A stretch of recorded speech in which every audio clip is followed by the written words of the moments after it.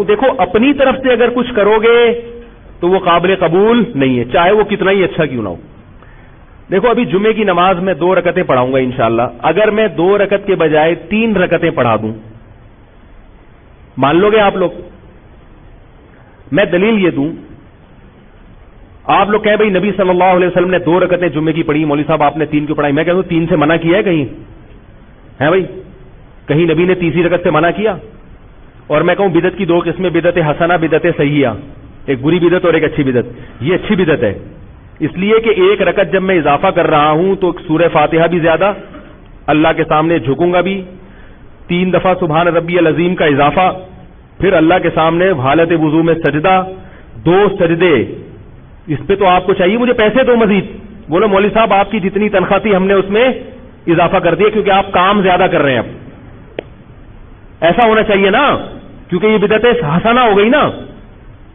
تو بھائی بدعت حسنہ سیئہ جو علماء نے لکھا ہے نا، وہ بدعت سے یہ اصطلاحی بدعت مراد نہیں ہے، لغوی بدعت مراد ہے کہ جس کی اصل نبی سے ملتی ہو، تفصیل نہ ملتی ہو۔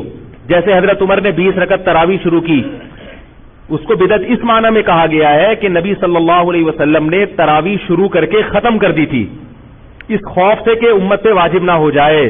حضرت عمر، اور پھر یہ صحابہ پھر بھی پڑھتے آ رہے تھے، لیکن حضرت عمر نے کیا کیا کہ باقاعدہ دوبارہ سے صحابہ کو ایک کام پہ جمع کر دیا، ایک امام پر۔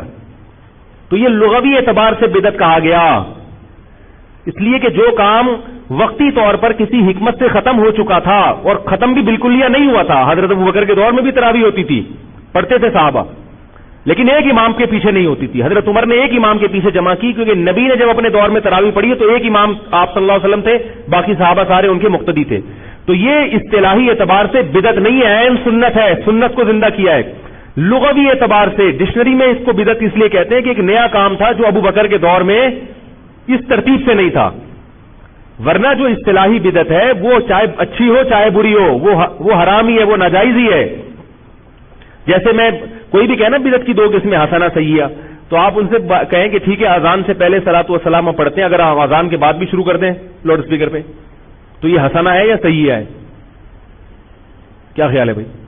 اور ہم جو لا الہ الا اللہ پڑھتے ہیں اذان کے آخر میں، کہتے ہیں نا اللہ اکبر آخر میں لا الہ الا اللہ، اس کے بعد اگر ہم کہیں محمد الرسول اللہ، تو یہ بدعت حسنہ ہوگی سیئہ ہوگی؟ نہیں یاری میرا خیال ہے ظاہر ہے سیئہ ہی ہوگی، حالانکہ لا الہ الا اللہ کے بعد ہم محمد رسول اللہ کا اضافہ کر رہے ہیں جو ہمارے ایمان کا حصہ ہے۔ کیا خیال ہے؟ کلمے کی تکمیل نہیں ہوتی جب تک محمد کی رسالت کا اعلان نہ کیا جائے، مگر لا الہ الا اللہ پہ ہم بریک لگا دیتے ہیں۔ کیوں؟ حضرت بلال نے نبی کی موجودگی میں جو اذان دی ہے وہ لا الہ الا اللہ پہ ختم کی ہے، تو اذان مکمل ہو گئی، اس سے پہلے اس کے بعد میں آپ نے کوئی ایڈیشن نہیں کرنی۔ تو ربیع الاول میں نبی نے کیا کیا ہے وہ بھی ہمیں بتا دیا ہے، اس میں آپ نے اپنی طرف سے تڑکا نہیں لگانا، کیونکہ نبی نے بتایا ہے کہ مجھے خوش کرنا ہے تو جیسے میں نے کہا ہے ویسا کرو، اور جیسے میں نے کیا ہے ویسا کرو۔ نبی کی اطاعت کا بھی حکم اور اتباع کا بھی۔ اطاعت اور اتباع میں فرق یہ ہے کہ اطاعت قول میں ہوتی ہے، نبی نے جو کہا وہ کرو، اور اتباع کا مطلب جیسے جیسے کر رہے ہیں ویسے ویسے کرتے چلے جاؤ۔ طبیعہ جو ہے عربی میں گائے کے بچے کو کہتے ہیں جو ماں کے پیچھے پیچھے چلتا ہے، یہاں بھی پتہ چلتا ہے کہ وہ بھی تقلید ہی کرتا ہے۔ ماں کا بچہ طبیعہ جو گائے کا بچہ ہوتا ہے نا، طبیعہ جہاں جہاں ماں جاتی ہے وہ وہاں جاتا ہے کہ نہیں جاتا؟ اس لیے کہ اس کو دلیل اس لیے نہیں مانگتا اپنی ماں سے، اس کو پتا ہوتا ہے میری ماں مجھے گٹر میں نہیں گرائے گی کیونکہ یہ میری ماں ہے۔ کیا خیال ہے بھائی؟ اس کو پتا ہے اماں جہاں جا رہی ہے صحیح سے جا رہی ہوگی، تو اس سے پتہ چلتا ہے اتباع یا طبی کا جو لفظ ہے یہ دلیل اور بلا دلیل دونوں کو شامل ہے۔ تو اللہ نے کیا حکم دیا کہ نبی کی اتباع کرو، یعنی جیسے جیسے نبی کرتے رہے ویسا ویسا کرنا شروع کر دو۔ تو نبی نے ربیع الاول میں جو کیا بھائی وہ کر لو۔ کیا خیال؟ صحابہ کے دور میں تو یہ جلوس نہیں ہوئے اور اس طرح سے نہیں روڈ بلاک کیے گئے۔ نبی جب تہجد کی نماز پڑھتے تھے تو اس کا خیال کرتے تھے کسی کی آنکھ نہ کھلے، جب رات کو گھر میں آتے تو دروازہ اتنی آہستہ سے آواز دیتے، سلام کرتے کہ جو جاگ رہا ہے وہ سلام سن لے اور جو سو رہا ہے اس کی آواز سے آنکھ نہ کھلے۔ اتنا اہتمام کر رہے ہیں، اور ہم ربیع الاول ایسے مناتے ہیں روڈ بلاک۔ میں ملیشیا میں تھا، 2-4 تاجر آئے یہاں پہ 9-10 محرم کو، ابھی جو 40واں تھا نا امام حسین کے 40ویں کے نام پہ جو بھی ان کی رسومات ہوئی ہیں، ان بیچاروں کی میٹنگ تھی یہاں, انہوں نے بتایا کہ اتنی مصیبت میں پھنس گئے, ملیشیا کے بھی بہت سے لوگ سرکاری دورے پر پاکستان آئے تھے, موبائل ہی بند, 2 دن تک امام حسین کی یاد میں موبائل بند. اب وہ تاجروں کا موبائل بند ہو جائے اور میٹنگ بھی ہو, کتنی ٹینشن ہوگی کہ نہیں ہوگی؟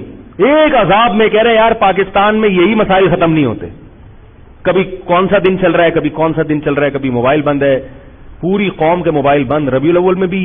اور پھر خطرات کتنے ہوتے ہیں دہشت گردی کے, اتنے بڑے بڑے مجمع جب اکٹھے ہوں گے اور روڈ بلاک کر کے جلوس کی شکل میں جائیں گے. مجمع اگر ایک جگہ ہو نا اس کی سیکیورٹی آسان ہے, جب جلوس کی شکل میں نکلتا ہے تو دہشت گردوں کو بھی موقع مل سکتا ہے.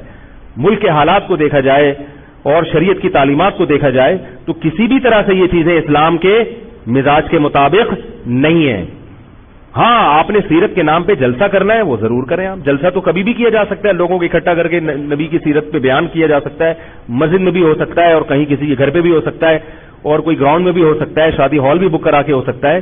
رسول اللہ صلی اللہ علیہ وسلم کی سیرت کو بیان کرنے جیسے مسجد میں جائز ہے تو الگ سے کوئی جگہ ارینج کر کے وہ جلسہ کرنا بھی جائز ہے. ربیع الاول میں بھی جائز ہے, سفر میں بھی جائز ہے. اگر کوئی ربیع الاول میں کرتا ہے کہ بھائی اس مہینے میں کیونکہ نبی سے نسبت ہے تو بھی ٹھیک ہے, سفر میں بھی ہو سکتا ہے, ربیع الاول میں بھی ہو سکتا ہے, سب جگہ ہو سکتا ہے. کیا خیال ہے؟ باقی کام سے ایوائڈ کرنا چاہیے, تمام دوائیں بچوں کی پہنچ سے دور رکھنی چاہیے اور استعمال سے قبل بوتل کو اچھی طرح ہلا بھی لینا چاہیے. پھر بھی اگر آرام نہ آئے تو قریبی معالج سے رجوع کرنا چاہیے. کیا خیال ہے؟ یہ جو میں نے آخر میں جملہ کہا ہے نا, اس کا اس بیان سے بڑا گہرا تعلق ہے. اس کو آپ لطیفہ برائے لطیفہ نہ سمجھیں, دوبارہ نہیں سنا رہا, وقت بہت ہو گیا ہے. ٹھیک ہے, تو پھر بھی آرام نہ آئے تو قریبی معالج سے رجوع کریں.